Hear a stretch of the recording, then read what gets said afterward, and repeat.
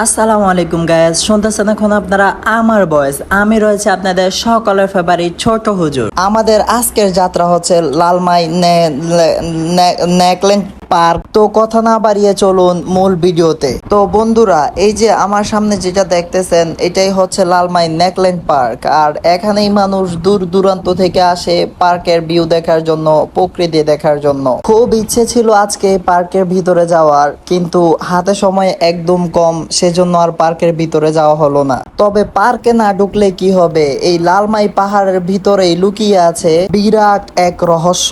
স্থানীয় মানুষের কাছ থেকে শুনলাম এই পাহাড়ে নাকি পরিত্যক্ত একটি তেলের লাইন আছে, যেখান থেকে নাকি প্রচুর তেল উত্তোলন করা সম্ভব ছিল, কিন্তু কোনো এক অদ্ভুত শক্তির কারণে বা পর্দার আড়ালের কোনো এক অজানা কারণে আজ পর্যন্ত এই তেল তোলা সম্ভব হয়নি। প্রকৃতির বুকে এত বড় একটা সম্পদ পড়ে আছে, অথবা কোনো এক অদৃশ্য শক্তি কিংবা কোনো একটা রহস্যময় কারণে সেটা আজ অব্দি পাষ্টের পাতায় বন্দী হয়ে আছে। হয়তো কোনো বড় ভূ রাজনীতি কিংবা প্রাকৃতিক নিজস্ব রহস্য এর পেছনে কাজ করছে। কি সেই শক্তি, কেন এখনো এটাকে পরিত্যক্ত করে রাখা হয়েছে? হ্যালো কুমিল্লাবাসী অ্যান্ড বাংলাদেশের সব জনগণ, আমরা এখন চলে আসছি এই যে লালমাই, আমাদের যেই তেলের খনিটা উত্তোলন করছিল ওইটা যে বন্ধ করে দিয়েছে, আমরা ওইটা দেখতে আসছি এখন। সো আমাদের সাথে আপনাদেরকেও দেখাবো আমরা এটা। তো আমরা চলে আসছি সেই কাঙ্ক্ষিত অনাকাঙ্ক্ষিত তেলের ডিপোর কাছে। এই যে সেই তেলের ডিপো এটা।